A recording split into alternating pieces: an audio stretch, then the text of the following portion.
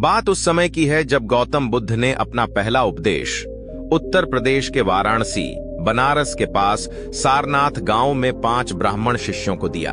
भगवान बुद्ध ने अपने उपदेश में कहा, हम किस विषय पर सोच रहे हैं यह अधिक महत्वपूर्ण है। यदि हमारी सोच सही दिशा और विषय पर केंद्रित है तो वही सोच हमारे लिए मंजिल तक पहुंचने का मार्ग तैयार करेगी। बौद्ध धर्म की नींव भारत में महात्मा बुद्ध द्वारा रखी गई थी। उन्होंने अपने अनुयायियों को सिखाया कि संसार के दुखों से मुक्ति का एकमात्र मार्ग आत्मज्ञान और अहिंसा है। बुद्ध के सिद्धांत अहिंसा, सत्य और करुणा पर आधारित थे। भगवान बुद्ध ने जीवन को सफल और सुखी बनाने के लिए कई महत्वपूर्ण शिक्षाएं दी। तथागत बुद्ध ने 10 ऐसी स्थितियों का वर्णन किया है जहां हमें हमेशा मौन रहना चाहिए। बुद्ध कहते हैं कि इन स्थानों पर चुप रहने वाला व्यक्ति जीवन भर सुखी रहता है, जबकि यदि इन स्थानों पर गलती से भी हस्तक्षेप किया जाए तो आगे चलकर बड़ी परेशानी का सामना करना पड़ सकता है। तो आइए जानते हैं वे 10 स्थान जहां मौन रहना श्रेष्ठ है। गौतम बुद्ध ने कहा कि जहां लड़ाई झगड़ा हो रहा हो वहां व्यक्ति को मौन रहना चाहिए। यदि झगड़ा आपसे संबंधित नहीं है तो उसमें किसी प्रकार का हस्तक्षेप, यदि आपने गलती से भी बीच में हस्तक्षेप किया तो आगे चलकर यह आपके लिए परेशानी का कारण बन सकता है। इसलिए झगड़े वाली जगह पर मौन रहना ही समझदारी है। जहां लोग अपनी प्रशंसा कर रहे हों, तथागत बुद्ध के अनुसार जहां लोग अपनी प्रशंसा स्वयं कर रहे हों वहां मौन रहना चाहिए। ऐसे स्थान पर बोलने से अपमान का सामना करना पड़ सकता है और लोग आपके सम्मान को कम करने की कोशिश कर सकते हैं। इस प्रकार की जगह पर एक बुद्धिमान व्यक्ति का चुप रहना ही उचित होता है। जहां कोई किसी और की निंदा कर रहा हो, यदि कोई व्यक्ति आपके सामने किसी अन्य व्यक्ति की बुराई कर रहा हो तो उस समय चुप रहना ही बेहतर है। जो व्यक्ति आज आपके सामने किसी और की निंदा कर रहा है वह कल किसी अन्य के सामने आपकी निंदा भी कर सकता है। इसीलिए बेहतर है कि ऐसे स्थान से दूरी बना लें। जब आपके पास अधूरी जानकारी हो, भगवान बुद्ध ने कहा कि अधूरी जानकारी खतरनाक होती है। यदि किसी घटना या विषय पर आपके पास अधूरी जानकारी हो तो बेहतर यही होगा कि आप चुप रहें। बुद्ध ने कहा कि अधूरा ज्ञान अत्यंत घातक हो सकता है।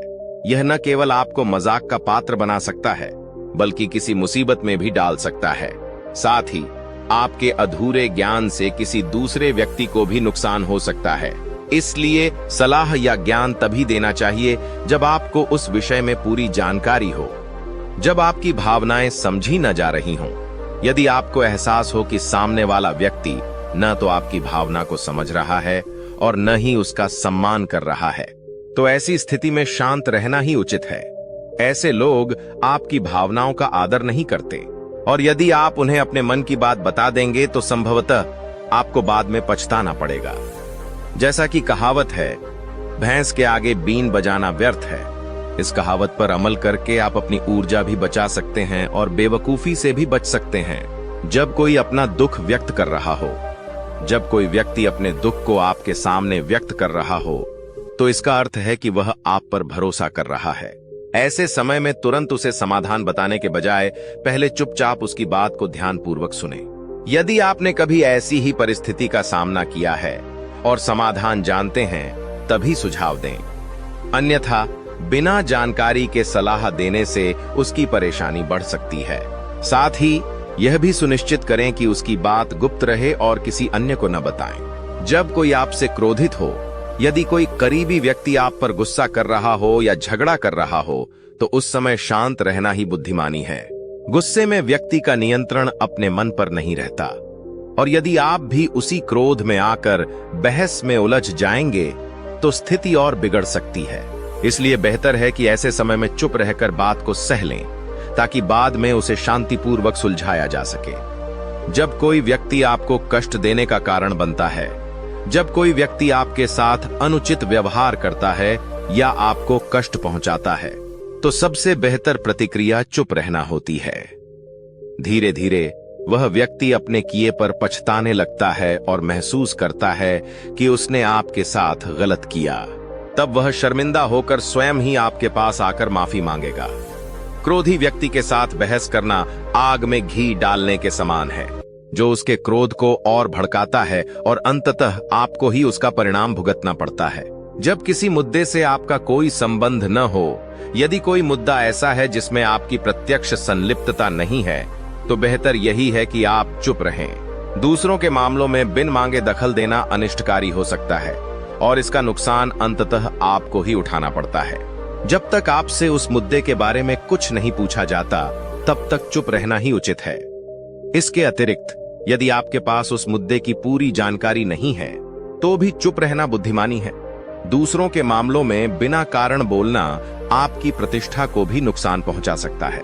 जब आप बिना चिल्लाए अपनी बात नहीं कह सकते, जब हम शांत और संवेदनशीलता के साथ अपनी बात व्यक्त करते हैं, तो सामने वाला व्यक्ति उसे गहराई से सुनता और समझता है। ऊंची आवाज में बात करने से न केवल नकारात्मक प्रभाव पड़ता है, बल्कि इससे सामने वाले को आपकी बातें अप्रासंगिक भी लगने लगती हैं। ऐसा प्रतीत होता है कि आप अपनी बातों को जबरदस्ती मनवाने का प्रयास कर रहे हैं। इसलिए कभी भी चिल्लाकर बात नहीं करनी चाहिए। यदि आप बिना चिल्लाए बात नहीं कर सकते, तो वहां चुप रहना ही बेहतर है। चिल्लाने से आपके व्यवहार की नकारात्मक छवि बनती है और लोग आपसे दूरी बनाने लगते हैं। किसी के बारे में अनावश्यक टिप्पणी न करें। तथागत बुद्ध के अनुसार वह व्यक्ति समझदार है जो अपने मुख को बंद रखता है और बुद्धि से काम लेता है। बिना आवश्यकता के दूसरों के बारे में बोलना या किसी के बीच में बोलना अनुचित होता है। कई बार समझदारी इसी में होती है कि हम गलत समय पर अपनी बात न कहें और चुप रहें। हमेशा सही समय और सही अवसर देखकर ही बोलना चाहिए। किसी के बोलने का तरीका उसके व्यक्तित्व का दर्पण होता है। यह बात सच है कि हमें अपनी बात को सही तरीके से रखना आना चाहिए, परंतु कुछ परिस्थितियों में चुप रहना ही सबसे अच्छा उपाय है। आशा है कि आपको यह वीडियो पसंद आया होगा। दोस्तों, कैसी लगी आपको यह कहानी? कृपया कमेंट सेक्शन में अपनी राय जरूर साझा करें। अगर आपको हमारी कहानी पसंद आई हो, तो गॉड्स इंस्पायर्ड MS चैनल को सब्सक्राइब करना न भूलें। हम जल्द ही एक नई और दिलचस्प कहानी के साथ वापस आएंगे। तब तक के लिए अपना ध्यान रखें और खुश रहें। ओम नमो बुद्धाय।